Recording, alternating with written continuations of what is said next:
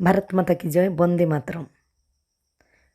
भारतीय मजदूर संघ अनुबंधित अखिल भारतीय अंगनवाड़ी कर्मचारी महासंघर 10तम त्रयोवार्षिक अधिवेशन किछि दृश्य मु आपण मानक एठी देखाउछि।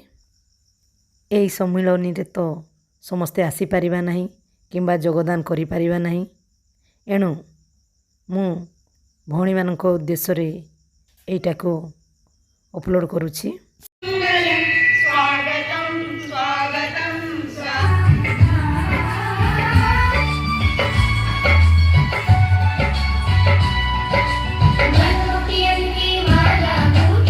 बच्चे के लिए एक मजबूत, स्वस्थ और अधिक शिक्षित भविष्य बनाने के लिए मदद करती है।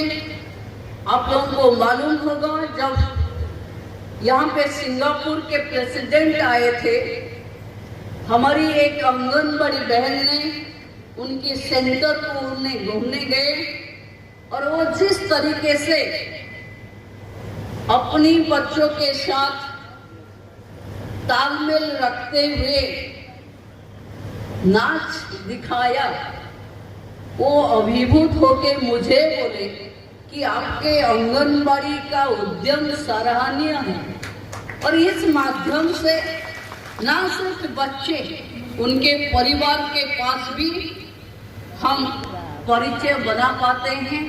मुझे लगती है आज मैं आपके पास लेट में आई।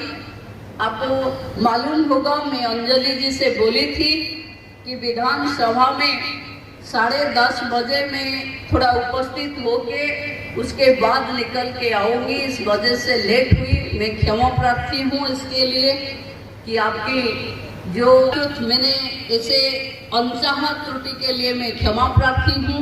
मैं फिर एक बार आप सब लोगों के प्रयास, अखिल भारतीय आंगनबाड़ी कर्मचारी महासंघ की जो प्रयास होती है, जो एड्रेस करते हैं आप इशू को, इस इशू के साथ उड़ीसा सरकार भी आपके साथ खड़े हैं। मैं इस बार जब जयपुर में सब महिला बाल विकास मंत्रियों की एक कर्मशाला थी 2 दिन की, जैसे आप लोगों का है, इसमें हमने खुद वो रिकॉर्डेड है, आप चाहें तो उसको देख सकते हैं। मैंने खुद बोली थी जो सबसे ज्यादा काम कर रही है उसको सरकार सबसे कम इंसेंटिव क्यों दे रही है। अब टाइम है आंगनबाड़ी महिलाओं के लिए सरकार को सोचना चाहिए। और जिस बहनों ने गांव में अपनी तकलीफ छुपा के दूसरे की तकलीफ को दूर करने के लिए लगातार प्रयास कर रही हैं, हम आपके हर लड़ाई में आपके साथ हैं। हम सिर्फ विचार परिवार के नहीं, सरकार में होते हुए भी आपके साथ हैं। जिस समस्या 1 साल में, चलो 10 महीने में हमारे पास आई, अंजलि जी और मिता जी बोल सकते हैं कि इन सबको बसंत जी को मैंने बोला और उनको एड्रेस किया है। अगर कुछ आपके बीच में ऐसा सोचा अपने की कुछ चीज रह गया होगा तो आप मेरे साथ आइए, आलोचना कीजिए। मुझे नहीं लगती कि डबल इंजन में सरकार में आपके कुछ भी समस्या का त्रुटि होगा। हम साथ मिलके जिस विचारधारा को हम आगे ले रही हैं, गांव में इसको मजबूती में खड़ा करेंगे, क्योंकि अभी हम सक्षम सुभद्रा करने जा रहे हैं।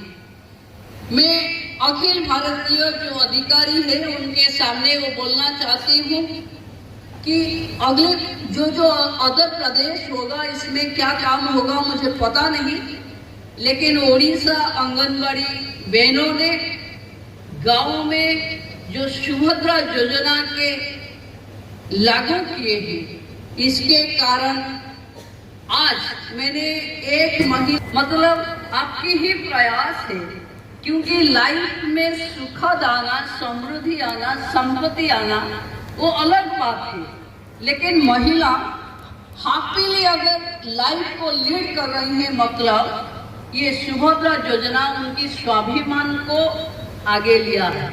तो इसलिए हम सब मिलके जो सक्षम सुभद्रा बनाने वाले हैं, क्योंकि उड़ीसा के नारी शक्ति को आगे लाके ही हम विकसित उड़ीसा बनाएंगे। उत्कर्ष उड़ीसा में आप लोगों की भागीदारी का हम सुनिश्चित करेंगे। और मोदी जी बोले हैं कि किसकी दया से नहीं, भागीदारी से आगे जाएंगे।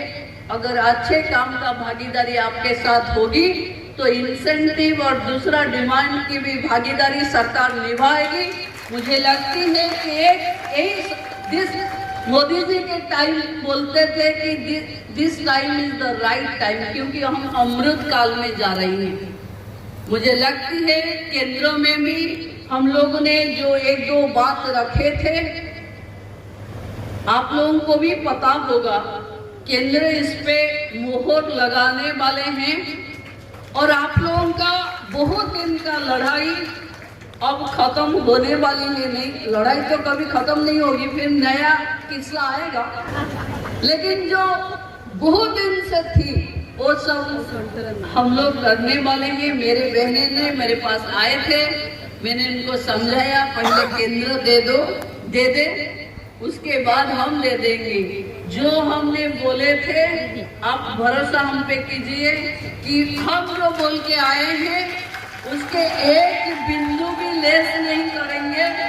जो बोले थे वही देंगे। जो मैनिफेस्टो में बोले थे कि आप हमारे लिए जो परिश्रम किए हैं हम उसको मुंह नहीं करेंगे, आपको जरूर देंगे।